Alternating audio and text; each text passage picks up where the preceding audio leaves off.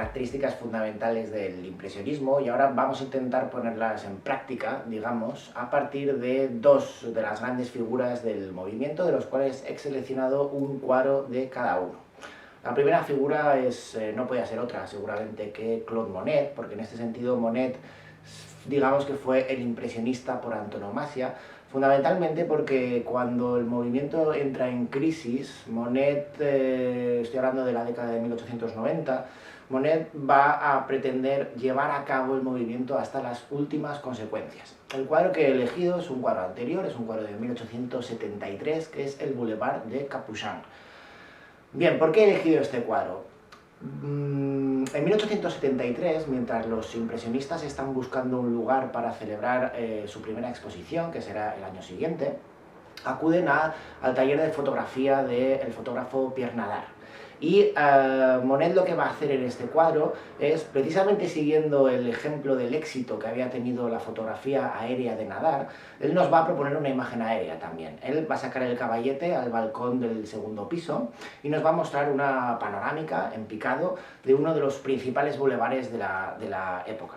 Estamos mirando de frente a la Ópera Garnier, una ópera que abrió 2 años después, en 1875, y lo que nos encontramos es, como veis, un cuadro absolutamente en diagonal, pero con dos planos completamente diferenciados, que son dos planos marcados totalmente por la luz. Un plano que nos lleva a la sombra y un plano que nos lleva a todas las fachadas luminosas. Como veis, esto es una característica fundamental del impresionismo. Es la luz la que configura la imagen y no el dibujo de un cuerpo sólido, un volumen que ocupa un espacio dentro de la perspectiva. Bien, la segunda obra a la que quiero hacer referencia nos lleva a este efecto de muchedumbre también que vemos en la obra de Monet, que es una obra de Renoir. Estoy hablando de 1876 y una obra que se quedó ya desde el primer momento como uno de los grandes ejemplos paradigmáticos de lo que fue el movimiento. Me refiero al baile del Moulin de la Galette.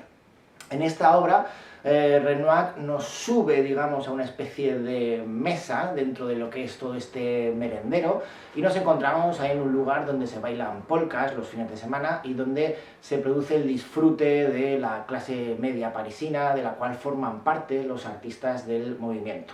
Tenemos toda una profundidad que está construida a partir de la sucesión de parejas de baile, de gente que está haciendo grupitos, de gente que está bailando más o menos desaforadamente, hasta que llegamos a una especie de chiringuito final, que como veis, la perspectiva se complementa no solo por la parte inferior, la parte de abajo con todo el movimiento, sino sobre todo también a partir de la sucesión de las farolas que encontramos en la parte superior del cuadro.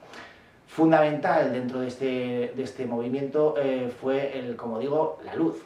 ¿Cómo vemos aquí el efecto de la luz? Bien, evidentemente tenemos esto que comentábamos antes, no estamos hablando de volúmenes ocupando un espacio, sino que todo está hecho, digamos, más a partir de destellos, de pinceladas mucho más sueltas, mucho más vibrantes, que siguen en este sentido perdón, el propio movimiento de los bailarines.